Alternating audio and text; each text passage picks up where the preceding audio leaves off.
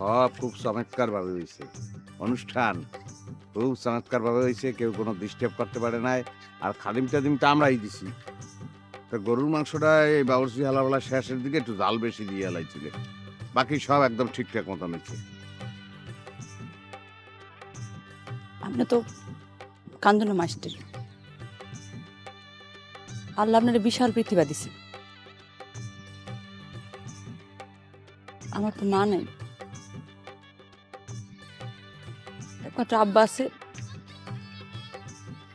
হেরে বিয়ে আজকে চলে যাইতে আছি। আমার বিয়ে আপনি আজকে কানবেন না?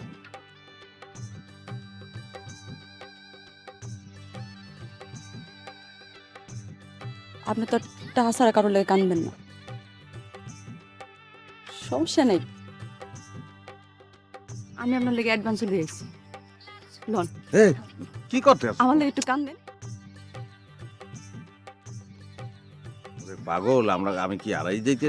সমস্যা নাই, ছেলে গ্রাজুয়েট, আমি খোঁজ খবর নিয়েছি।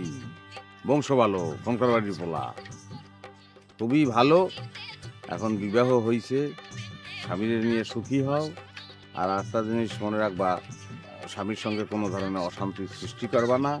শ্বশুর শাশুড়ির নিজের বাপ মা মনে করবা। তোমার শ্বশুরের একটু শ্বাসের টান আছে, তার দিকে খেয়াল রাখবা। একটা জিনিস হইলেও মনে রাখবা যে বিবাহ যেহেতু হয়েছে, সন্তান তো নিতেই হবে। 1 বছরের মধ্যে সন্তান নিয়ে ভালোবা, বুঝছো? মনে থাকে জানি। মোর লাগে তো কিচ্ছু করলেন না। আপনার মাই তো এখনো বাইসে আছে, তাই না? আপনার আল্লাহর দোহাই, আপনার মায়ের লেগে কিছু হইলো কইরে। মানুষ তে মানুষ হয়ে।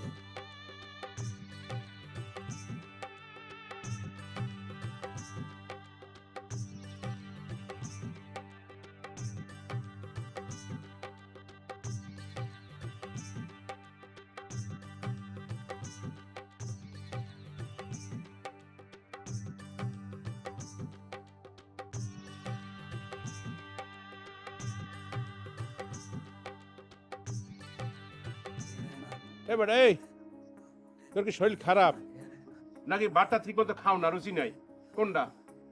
আজকে যে পারফরমেন্স দিয়েছে বেটা, যেভাবে কান্দ মনে হয় কি ব্যাঙ্গায় অভিনয় করে। এইভাবে পারফরমেন্স দিলে ব্যবসা টেকবে না বেটা।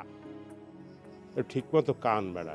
কাল সকালে কিন্তু এমপি সাহেবের লাশ ঠিক 9টার সময় ঢাকায় দিয়ে রওনা দেবে। হ্যাঁ, টাইম কিন্তু টাইম বুঝিস, কিন্তু কমপক্ষে 5,000 লোকের সামনে কানতে হইবে। আর কান্দার সময় এমন এমন কিছু কথা কবি, বুঝছো, যাতে এমপির গুণগান হয়, যাতে এমপির ছেলে আগামীতে ভোট পায়, সে যেন এমপি হইতে পারে। এইভাবে পারফরমেন্সটা দিবি। হ্যাঁ, আর এই পারফরমেন্স যদি খারাপ হয়, বুঝছো, তাহলে কিন্তু বোঝো না, মানে এইটার উপর নির্ভর করতেছে আমাকে ভবিষ্যৎ ব্যবসা।